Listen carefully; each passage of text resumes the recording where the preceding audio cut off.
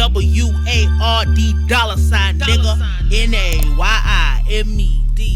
Welcome to my channel. My name is Nayim. I am your host, and today let's talk about Crawford and Meg The Stallion situation now finally coming to, and it's not abrupt end, but it's coming to, it says it's over. It's over because Carl has finally come out and apologized to Meg. He's sorry. He wish it never happened. They haven't talked in years. He made a mistake by talking to Tory Lanez, and he only did it to get back at her because his feelings was hurt. Just all type of whatever the hell was going on with them, right? And when we was there, so we was all watching how everybody basically turned on Meg. We got a lot to unpack.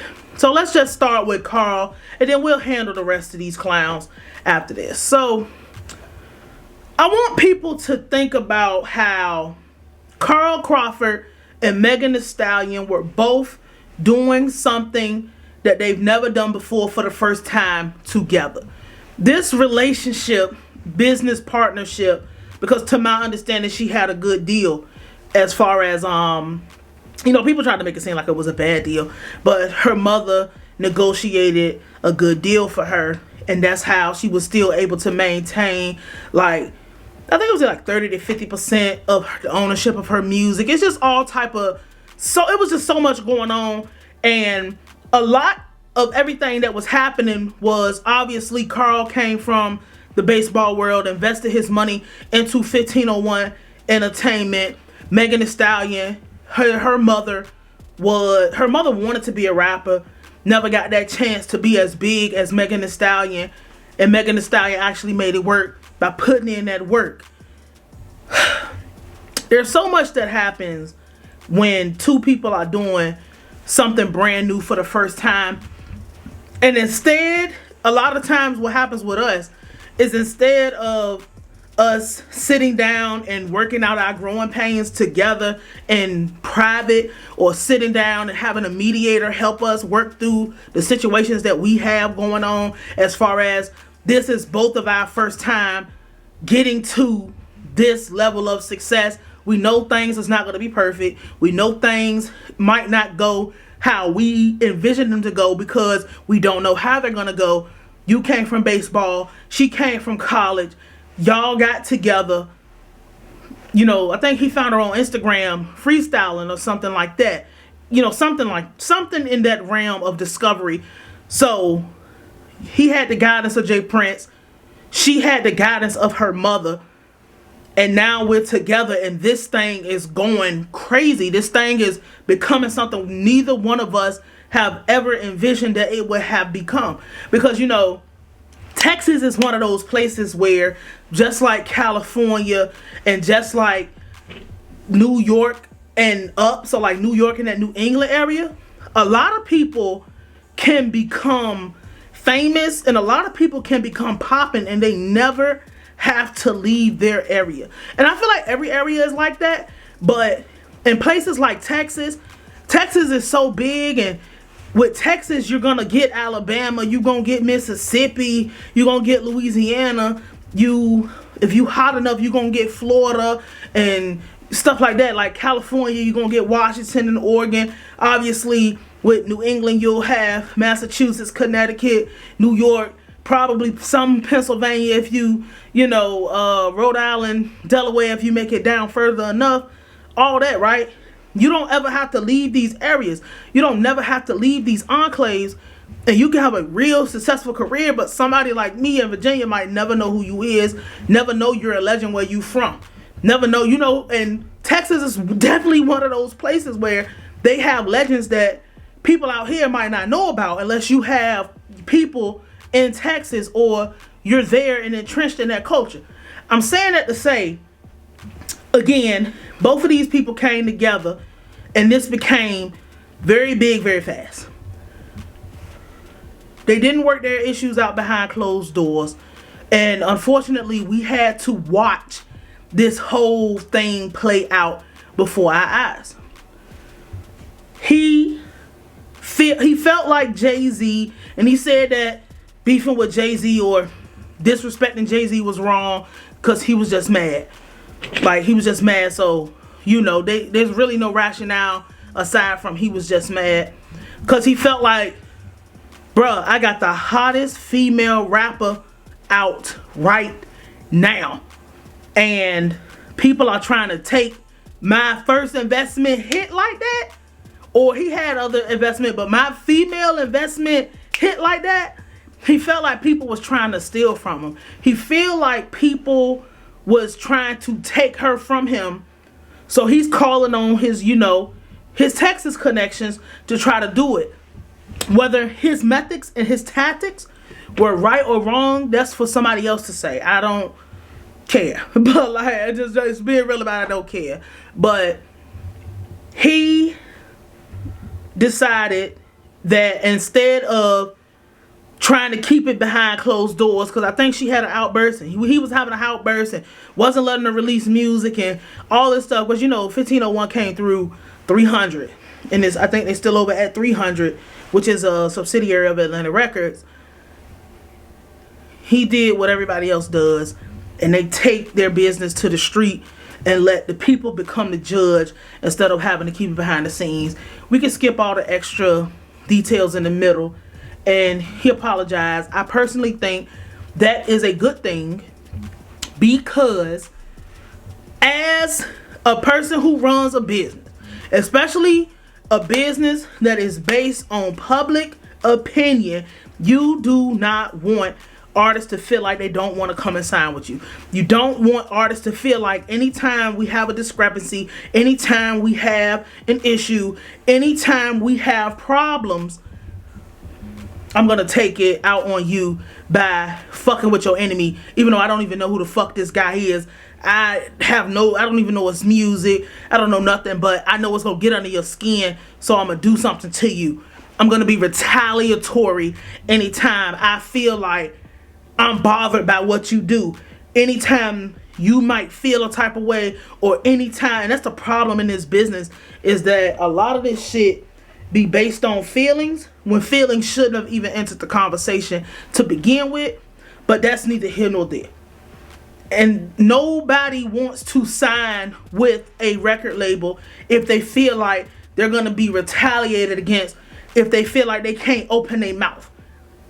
They're going to be retaliated against if they open their mouth and say they want to do something. I am the person who said I was on Carl Crawford's side as far as the business goes, because I personally believe in honoring contracts. You signed a contract, fulfilled the contract, get out of there. If that's how you feel. You have financial and contractual and legal obligations to something, you do what you're supposed to do. And if you're still not happy at the end, or if you feel like you want something to change and they're not giving you your change, do what you gotta do, then leave. I said that. I still feel like there wasn't no coming and negotiating nothing in the middle of a contract. Fulfill the contract. Now we know, or if you don't know, a lot of the times when somebody gets a big hit song or somebody gets something, you know, there is room for negotiations, but a lot of the time those negotiations in the middle of a contract has to be written in before you sign. It has to be something that you have already agreed upon before you actually sign the contract. And a lot of people do have, you know, if we come up on a hit, if we do something, can we renegotiate this contract for something else? Because you might fuck around and fulfill the contract on accident very early. So, but that's something else.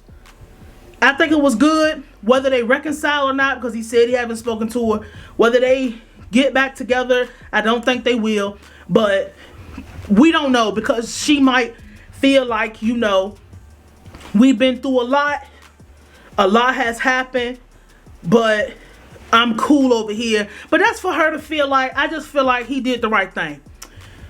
Now, everybody else is coming out and apologizing to Meg for calling her a liar, saying that she shot herself, and saying that her friend shot her, and just all type of shit. The niggas is just running their mouth and on an apology tour because we're going to deal with this first part, then we'll deal with the real reason they called her a liar.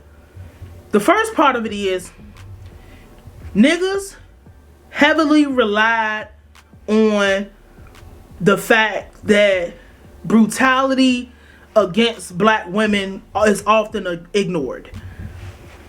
They were relying on the fact that everybody hates black women in the music industry. Nobody gives a fuck about black women in the music industry. They were relying on that. That's why a lot of them, before they had any information, before they knew anything, before they felt like they didn't even want to hear what the fuck happened, they was relying on the hatred of black women, black successful women in the music industry to carry this, whether anybody was guilty or innocent, whether Tory Lanez really did it or he didn't do it, they didn't care. They were relying on that. That's the first thing. We cannot ignore that. I don't do allegedly. Niggas was relying on fuck a successful black woman. Regardless of what a bitch is successful for, she deserves to be hurt. Because a lot of the niggas who, and I'm talking about these mainstream niggas especially, a lot of these niggas who came out and said anything about Meg The Stallion, their internal hate for a woman that they don't ever have a chance of getting with was justification enough for her to be hurt. Niggas don't talk like this. They would never come out and say, I'd never have a chance with a bitch like that. A bitch like that would never look at me. I don't qualify for no bitch like that. Anything bad that happened to her, she deserved it. That's how they felt. So they was already, that's why a lot of those mainstream niggas came out and felt like that, whether they tried to holler at her and she turned it down, or she just a new young bitch on the block, and they just feel like, nah, we ain't feeling it, you know?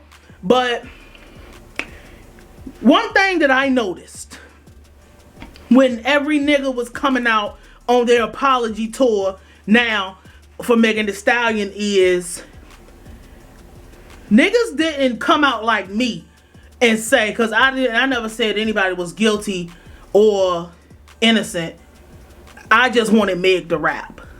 I said you need to get back to actually saying something in your music, and she did, but we'll talk about niggas actually taking my fucking advice later on. This ain't what we here to talk about. I always just wanted her to get back to what she does best, which is be talented. You don't have to reduce yourself to the bullshit that the industry wanted to reduce her to sell records, or because we know that female rap ain't about selling records. You're more of a brand. You know, you'll make more money from all the other shit than you do records, because a lot of men don't listen to female rap like that. They listen to it, but you know, it's got to be a certain type of thing.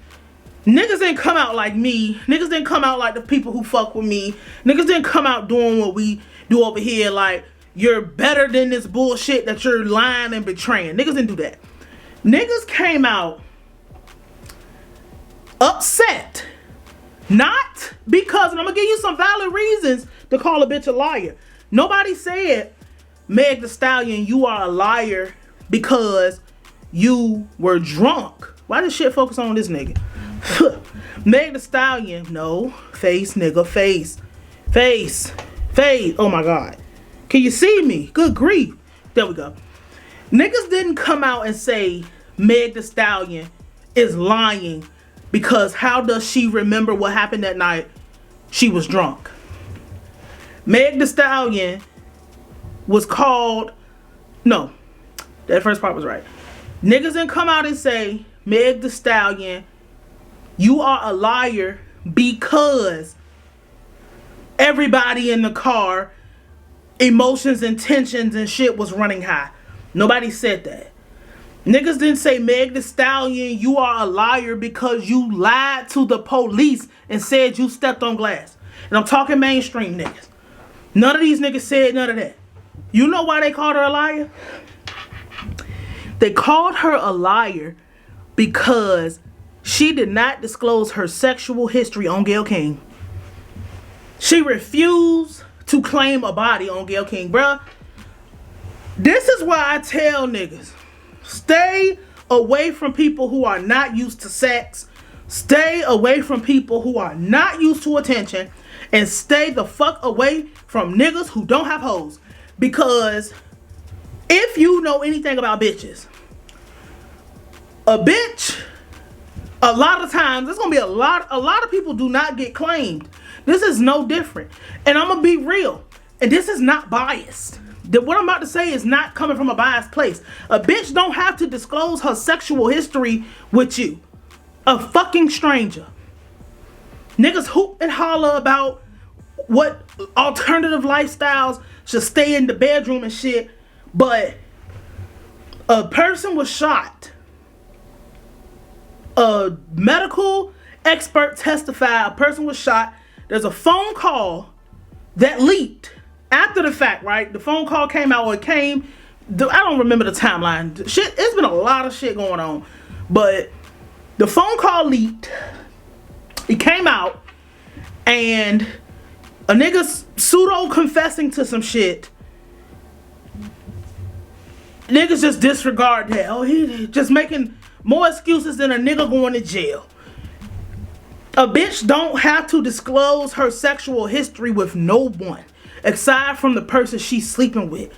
The only reason we even know that even happened is because she did not lie under oath. Y'all didn't pick logical reasons to say, like reasons that would have made sense for you to call a bitch a liar. You skipped all that because you're so hypersexualized behind a young bitch who, as soon as she get bored, she would go to somebody else. And my thing is, we know a lot of these bitches as characters.